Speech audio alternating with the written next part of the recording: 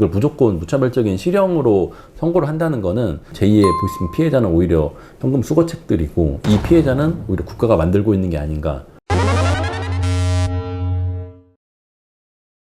안녕하세요. 소송의 돌파구 송파구 변호사 이병찬 변호사입니다. 일반인들이 이제 보이스피싱 공범으로 많이 요즘에 엮이게 됩니다. 그 중에서도 특히 이제 현금 수거책으로 엮이신 분들, 수거책으로 엮이면 기본이 실형에서 이제 이 실형을 피하기 위해서는 합의를 봐야 되는데 총액이 뭐 억 단위가 보통 넘는 경우가 많기 때문에 이 합의금을 구하는 경우에도 사실은 쉽지는 않고 사실상은 수거책으로 엮이는 순간 한 집안이 거의 풍비박산이 나게 됩니다. 처음에 저희한테 와서 제가 보이스피싱의 보자도 모르고 이 일을 했는데 제가 정말로 공범이에요? 제가 정말로 실형이 나와요? 이게 정말로 국가예요? 라는 질문을 엄청나게 많이 합니다. 저도 수거책으로 엮이신 분들의 심정과 100% 동감하는 입장입니다. 그래서 지금 이렇게 수거책들에 대한 엄벌이 과연 타당한지 이 부분에 대해서 오늘은 설명을 드리겠습니다. 먼저 격하지만 저희가 단정적으로 말씀을 드리면 결론적으로는 타당하지 않습니다. 보이스피싱범들이 있고 피해자가 있지 않습니까? 돈이 나간 이 보이스피싱 피해자들은 국가에서 피해자로 보호를 해줍니다. 근데 이 중간에 대포통장으로 엮인 분들, 이 사람들의 심정은 사실은 피해자입니다. 이 대포통장으로 엮인 사람들 요즘에는 다 보이스피싱 범들한테 속은 사람들입니다. 이 사람들은 사실상은 노동력을 편취당한 사람들입니다. 똑같이 속은 사람들도 국가에서는 돈이 나간 게 아니기 때문에 보이스피싱 피해자로 보지를 않습니다. 피의자 취급합니다. 그래서 지금 구치소에 가보면 수감되어 있는 분들의 반절 이상이 다 보이스피싱 관련된 범죄로 구속이 돼 있다고 할 정도로 엄청나게 많은 사람들이 지금 보이스피싱 공범으로 이렇게 구속까지 돼서 실형이 선고가 되고 있는 게 현실입니다. 이게 과연 타당하냐? 저희가 비판할 포인트들이 여러 가지가 있는데 첫 번째는 불균 형성입니다.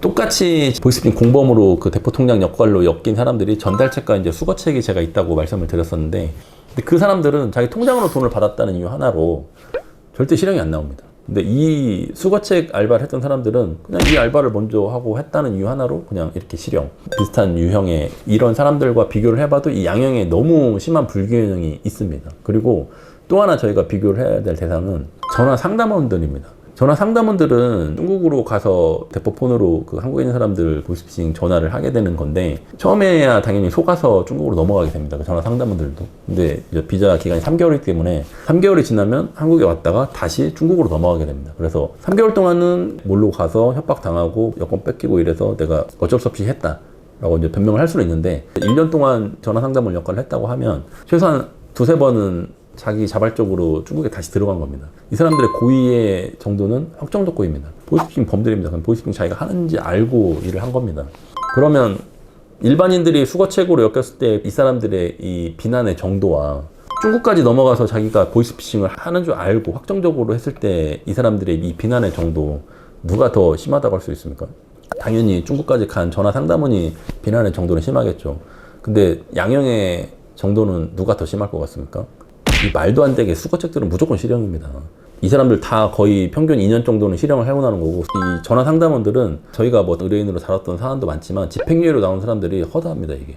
이런 사람들과의 이 형평성 문제를 비교를 하더라도 수거책이 너무 엄벌에 처해지고 있다는 게 자명한 거고 그리고 일반 사기범들과 형평성 차원에서도 이게 문제가 됩니다. 일반 사기범들의 경우에 그 실형으로 2년이 선고가 되려면 내가 사기를 쳐서 이 돈을 먹어야겠다는 그런 확정적 고의를 가지고 현금 2-3억 원을 실제로 자기가 먹었어야 됩니다. 그런 경우에 이제 합의를 안 봤을 때 결국에 실형 한 2년 정도가 나오게 되는데 보이스피싱 현금 수거책 경우에는 피해 금액이 뭐 2억 3억이 된다고 하더라도 거기서 알바비로 받은 돈은 뭐 100만 원 200만 원에 불과합니다.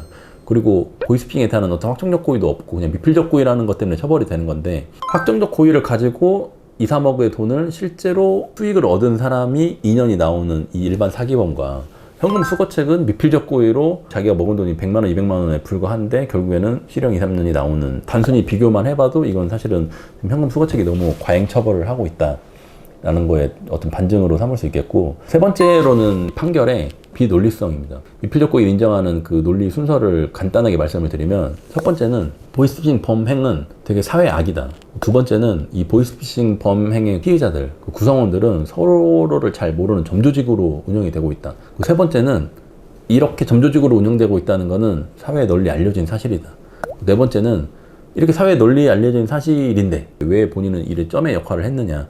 이 점의 역할을 했다는 것 자체가 전체 보이스피싱 범행에 대한 미필적인 고의 인정이다. 이게 어디에 점의 역할이, 현금 수거책의 역할이 보이스피싱일 수 있다는 홍보가 솔직히 어디 돼 있습니까, 이게? 홍보가 많이 돼 있다고 하는데 보이스피싱 피해에 대한 홍보는 많이 돼 있죠. 이 현금 수거책으로 엮이신 분들 거의 90% 이상이 다 초범입니다.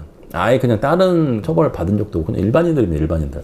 일반인들이 이거에 현금 수거책이 엮이기 전까지는 TV든 어디 뭐 ATM기 앞이든 어디 은행이든 뭐 경찰서 앞이든 어디에서도 자기가 했던 일의 유형이 보이스피싱 현금 수거책의 그 점의 역할이다라는 거를 본 사실이 없습니다. 자기 통장으로 들어온 돈이 대포 통장으로 엮이게 되고 자기가 인간 대포 통장으로서 현금 수거책 역할을 하게 되고 이게 보이스피싱의 점의 역할이다라는 거는 사실은 홍보가 엄청 부족한 게 사실입니다.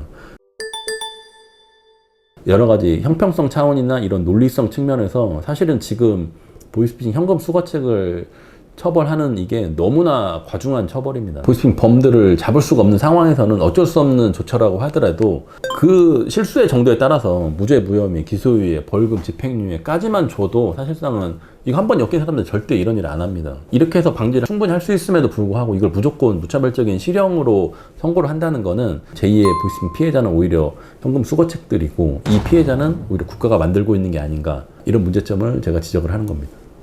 오늘 영상이 유익하셨다면 구독과 좋아요 부탁드립니다. 감사합니다. ATM기에서 현금을 많이 넣는 거를 수사관이 지나가다가 보고 검거를 했다거나 눈치 빠른 택시기사한테 들켜가지고 검거됐다거나 이런 기사를 봤을 때 일반인들의 인식이 그냥 저 멍청한 보이스피싱 공범들 잡혔네, 다 이렇게 생각을 합니다. 만약에 정말로 홍보가 많이 돼 있으면 저 사람들도 이런 알바하다가 잡힐 수 있겠구나 라는 걸 알아야 되는데 이걸 인식할 수 없습니다.